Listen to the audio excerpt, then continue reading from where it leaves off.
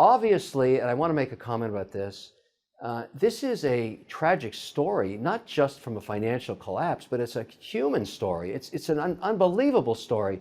It's probably going to be told, for years to come. And the chapters haven't even been written yet. We're not even in the first chapter yet. Everything's allegation and insinuendo. We don't know anything yet. And so I'm trying to keep an open mind about it. I'm not happy. I don't like losing that much money, but it doesn't change anything that I'm going to do tomorrow morning. Stansberry Research interviewed investor Kevin O'Leary, where he gave his update and opinions on Sam Bankman Fried and the FTX collapse. Kevin admitted that despite being an investor in FTX, that he was very embarrassed by the outcome of the fallout. He mentioned that although he's a spokesperson for FTX, the losses he took with FTX were from his own money. In a recent viral clip, Kevin said that Sam was brilliant and that anything the kid touches is gold, and that he would back him again if he had the chance. This drew a lot of hate towards Kevin in the crypto community, as many investors and regular people lost their life savings on the FTX platform. Despite the collapse in the market, Kevin believes that there is still a bright future ahead for Bitcoin and the cryptocurrency markets, and mentions that what the industry needs is regulation in order for advancement in the space. Here's more of what Kevin had to say. I want to go back to how I started this interview with BlockFi. I know you've said that you expect the dominoes to keep falling here, that more carnage is to come. Will this speed up regulation coming, Kevin? Are you hopeful for that at least? I am. I really am, because let's just talk about an exchange. I will never put any money into an unregulated exchange ever again. The first thing I did, we have a policy in my shop that we don't just have diversification on portfolios, we have institutional diversification. We don't put all our capital, our cash, our investments in one institution. We want multiple exposure to different institutions, because you never know when an FTX is going to happen or a Bear Stearns is going to happen. I've seen this movie before. This is not the first time. And so we have a large diversity of where we work with and who we work with and what institutions that we do business with.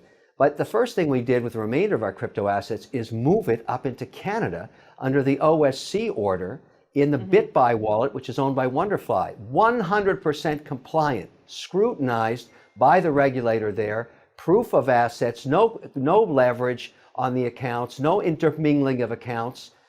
All of that really matters, and that's where I think is the safest place to be right now. I'm not going back into an exchange that isn't regulated ever. And I think many institutions are going to take my position as well.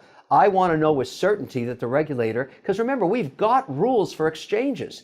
The NYSE, the NASDAQ, all kinds of exchanges around the world are already regulated. Why don't we just put the same rules on a crypto exchange? We don't have to wait forever.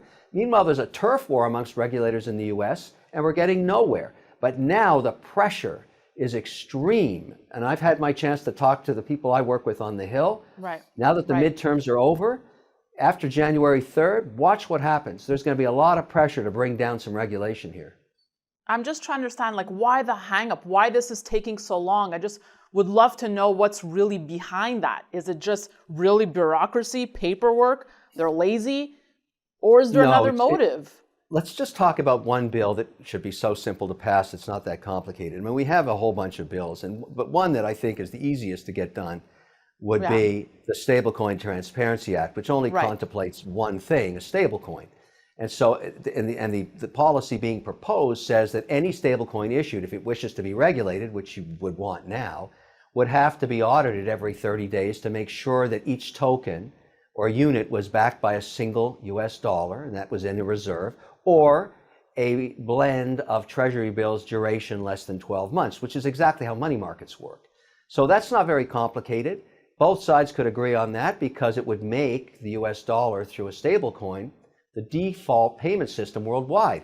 We use it for oil and other commodities. Why wouldn't we want to use it for this? So for me, getting that done. Now you've got a decision at regulator level. Should that be regulated by the Treasury that actually regulates the dollar, if you want to think of it that way, or should that be through the SEC or a different legislator that takes care of payment systems like credit cards, etc., or do the states have a say in it? So all of these things have to be worked out. But you would think if you got legislators on both sides of the aisle really working hard on this, they could figure it out and just get that one thing passed, just that one thing. That would be very useful. And then go on to these various digital commodities acts that deal with Bitcoin and other tokens. But I would also add something else for you to think about, Danielle, that I've Please. talked to many institutions about. And this is a conversation that's been going on the last few trading sessions last week. It's clear to many people now that you can get exposure to digital tokens and currencies with a matter of only 4 or 5 different positions because they're so interrelated. They're so correlated. So these 10,000 tokens, I think the majority of these are going to go away. If you want exposure to Bitcoin, you can do it with a position in Bitcoin itself, maybe some Ethereum, maybe some Polygon if you want a level 1 on top of payment systems of Ethereum, and maybe one other if you wished. But you don't need to hold 20 positions. And so I think there's going to be a concentration on where these assets are stored now and what is actually held. Certainly, we don't need 32 anymore. We're going to reduce down significantly, but we're going to keep our position on. But we're really culling through the portfolio now as we move it all up into Canada. Right. And that's also, I remember from past talks with you where, you liked betting on various cryptocurrencies because, like you said, you didn't know which one would be the fastest horse at the time. So from what I'm hearing from you, that mindset has changed for you as well. No, I'm still making investments. I mean, I just took a position and missed them, which is Charles Evan Chung's new team that he pulled out of Facebook. That's a very interesting platform. That really speaks to financial services. So I'm willing to back new teams, no question. But I don't need to have 32 positions. I'm going to consolidate down. I'd rather have maybe we go. We had that debate this morning just before I came on the air with you. We were discussing this and deciding, where we transfer it from, how it's going to be held. Because in Canada, there's only 17 tokens permitted. That's it. The regulator there has only approved 17. And so we have to go within the context of that. But then we get the benefit of a regulated exchange with all of the transparency and scrutiny that regulators provide. I feel much safer in the BitBuy platform. And WonderFi is a public company, so they have to report to the regulator as well. So I'm good with that for now, but I won't have more than 17. You can watch the full interview on the link below. What are your thoughts on Kevin's comments and the future of the cryptocurrency market? Share your comments or questions below. For more content, subscribe and like the video.